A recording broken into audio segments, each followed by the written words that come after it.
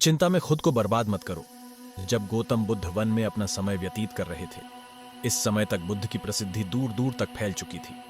बहुत दूर दूर से लोग अपनी चिंताओं और परेशानियों का समाधान के लिए बुद्ध के पास आते थे। ऐसे ही एक दिन जब बुद्ध वन में अपने शिष्यों को प्रवचन दे रहे थे, तभी एक व्यक्ति अपने नौजवान पुत्र को अपने साथ लिए बुद्ध की तरफ चला आ रहा था।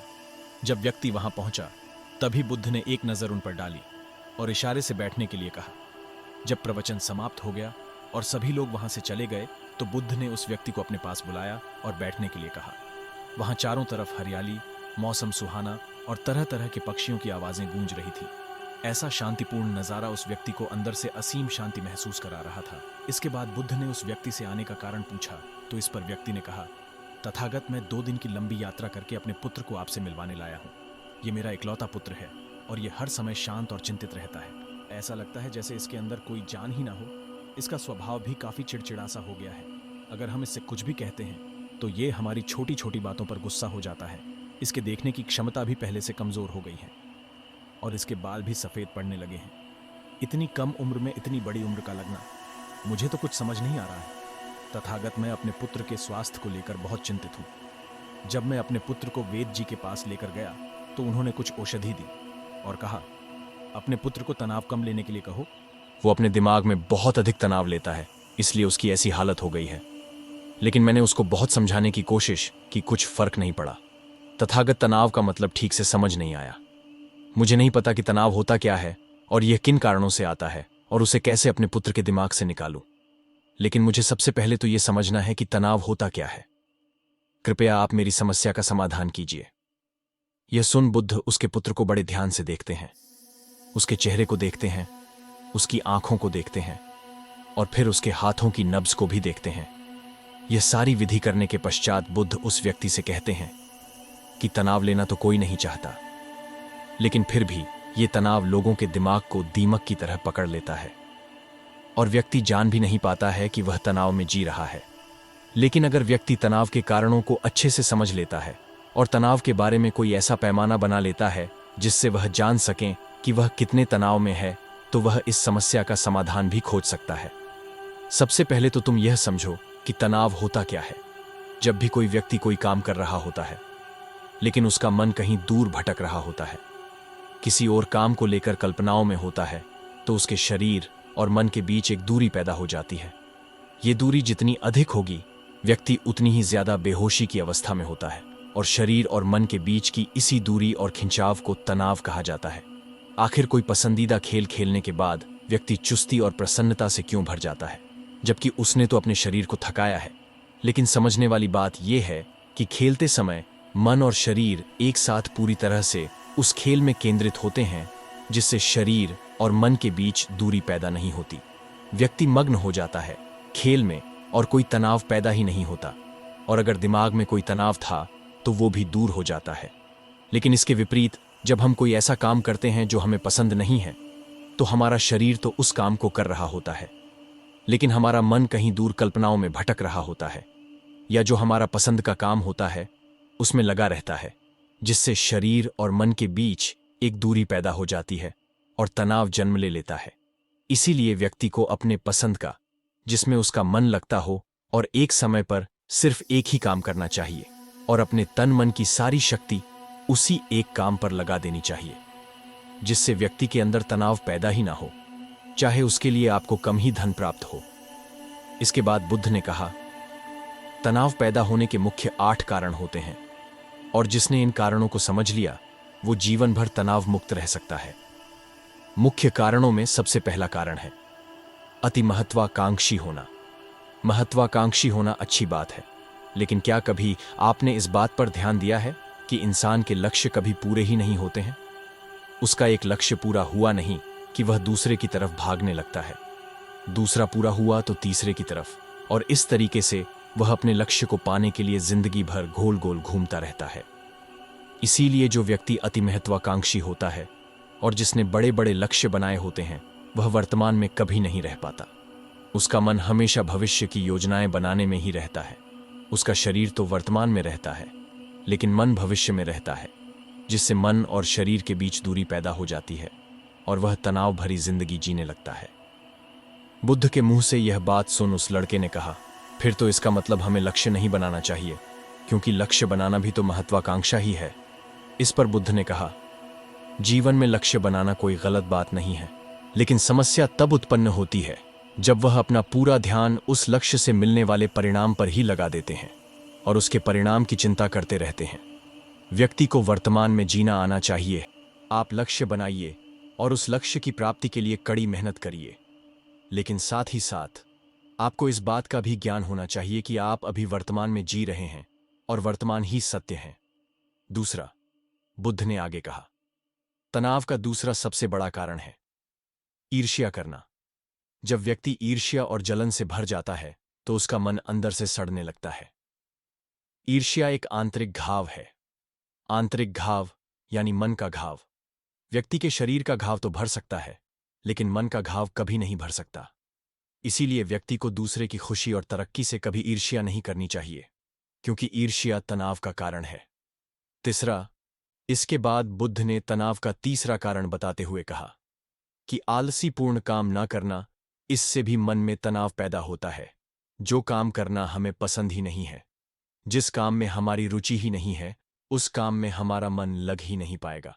हमारा शरीर तो वहीं बैठा रहेगा, लेकिन हमारा मन कल्पनाओं की उड़ान भरेगा, जिससे शरीर और मन के बीच दूरी पैदा हो जाती है और व्यक्ति तनावग्रस्त हो जाता है। इसीलिए इंसान को हमेशा अपनी रुचि के अनुसार ही कार्य करना चाहिए। अगर व्यक्ति ने ये पता कर लिया कि उसे कौन सा काम करना पसंद है और वो उसी काम को अपने जीवन का लक्ष्य बना लेता है, तो फिर वो काम उसके लिए काम नहीं बल्कि एक खेल बन जाता है। चौथा, फिर बुद्ध ने कहा, तनाव का चौथा कारण होता है किसी दूसरे से अपेक्षाएं रखना।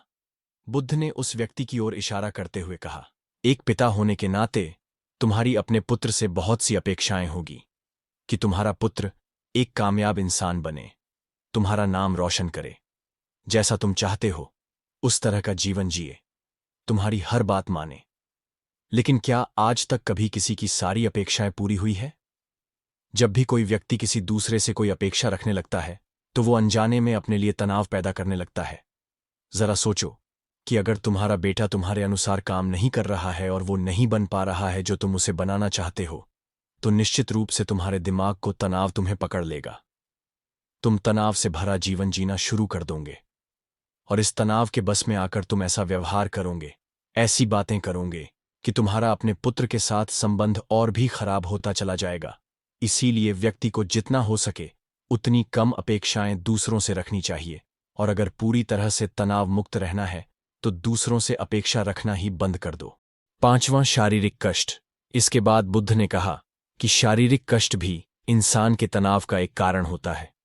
जब व्यक्ति किसी शारीरिक पीड़ा से गुजर रहा होता है तो उसका पूरा ध्यान अपने उस शारीरिक दर्द पर होता है और वो पूरे दिन बस उसी के बारे में सोचता रहता है, जिससे उसका मन दुख के विचारों से भर जाता है और ऐसी स्थिति में व्यक्ति तनावग्रस्त रहने लगता है।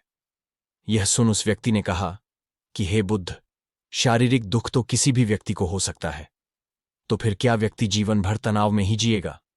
इसका जवाब देते हुए बुद्ध ने कहा कि इंसान को यह बात समझनी चाहिए कि हमारा जीवन दुखों का आधार है। जैसे जैसे हमारा जीवन आगे बढ़ता है, इसमें दुख आते हैं, बीमारियां आती हैं और फिर अंत में मृत्यु भी आती है। तो बीमारियां इंसान के जीवन का अभिन्न अंग है, कोई इनसे बच नहीं सकता। बस किसी किसी के जीवन में ये समय से पहले आ जाती है तो किसी के बाद में। जब इंसान का मन इस बात को अच्छे से समझ लेगा तो फिर वह अपनी बीमारी के बारे में सोच सोचकर ज्यादा तनाव नहीं लेगा, क्योंकि यह हमारे जीवन का अभिन्न हिस्सा है और इसके लिए व्यक्ति को शारीरिक रूप से भी अभ्यास करते रहना चाहिए। अपने जीवन में व्यायाम और स्वस्थ जीवन शैली को भी जगह देनी चाहिए ताकि उसका शरीर लंबे समय तक निरोगी रहकर सही से काम कर सके। छठा, तनाव का अगला छठा कारण है अपनी योजनाओं को समझने के लिए समय न देना। कुछ लोगों के दिमाग में कोई विचार आया ही नहीं कि वो बिना सोचे समझे उस पर काम करना शुरू कर देते हैं, और जब उस काम में उन्हें असफलता मिलती है तो वह तनाव से भर जाते हैं, क्योंकि उन्होंने उस काम को शुरू करने से पहले उसके बारे में पूरी जानकारी इकट्ठा नहीं की थी। कोई भी काम शुरू करने से पहले उसके अच्छे और बुरे परिणामों के बारे में ठीक से सोच विचार कर लेना चाहिए। इंसान को इस बारे में भी सोच लेना चाहिए कि अगर ये योजना सफल नहीं हुई तो फिर इसके बाद मैं क्या करूंगा। इसीलिए व्यक्ति को अपनी योजनाओं को ठीक से समझने के लिए पूरा समय देना चाहिए, ताकि बाद में उस योजना की वजह से तनाव पैदा ना हो। तनाव का 7वां सबसे बड़ा कारण है टाल मटोल करना। आज के काम को कल पर टालना। आप लोगों ने ये कहावत तो सुनी होगी कि आलस्य इंसान के शरीर का सबसे बड़ा शत्रु है। इंसान आलस्य की वजह से आज के काम को कल के लिए टाल देता है और फिर काम को टालना उसकी आदत बन जाती है।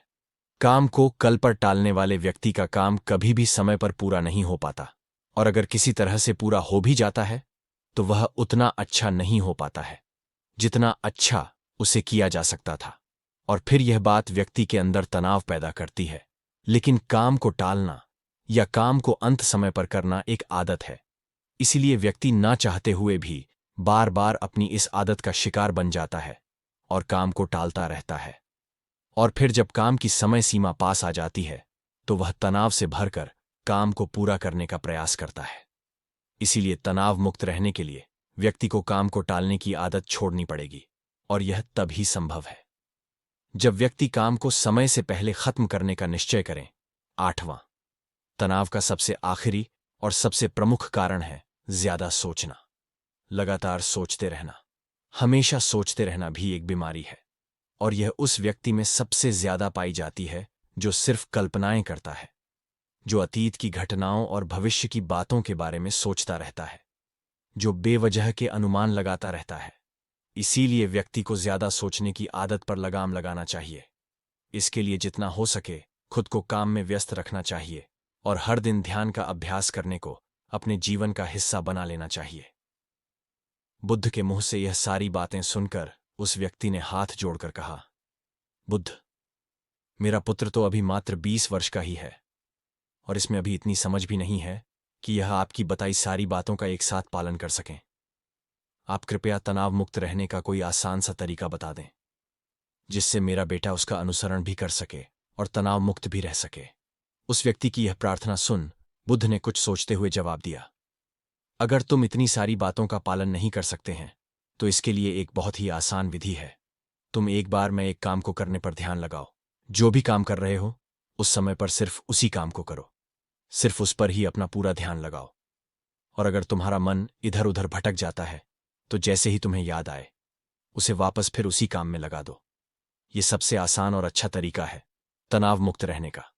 जब तुम भोजन करो तो उस समय सिर्फ भोजन ही करो, उसके पूरे स्वाद का आनंद लो, उसका अनुभव करो। जब चलो तब अपना पूरा ध्यान सिर्फ चलने में ही लगा दो। इससे तुम्हारा मन और तुम्हारा शरीर दोनों एक जगह पर केंद्रित रहेंगे। दोनों के बीच दूरी पैदा नहीं होगी जो कि तनाव का मुख्य कारण होती है। इसीलिए जहां तक संभव हो सके एक समय पर सिर्फ एक ही काम करने का प्रयास करें, वो भी पूरे ध्यान के साथ। दोस्तों कमेंट में लिखें आप बुद्ध द्वारा कही गई किन किन बातों को अपनाओगे। इस कहानी से आपको काफी कुछ सीखने को मिला होगा। वीडियो को लाइक और चैनल को सब्सक्राइब करें। धन्यवाद।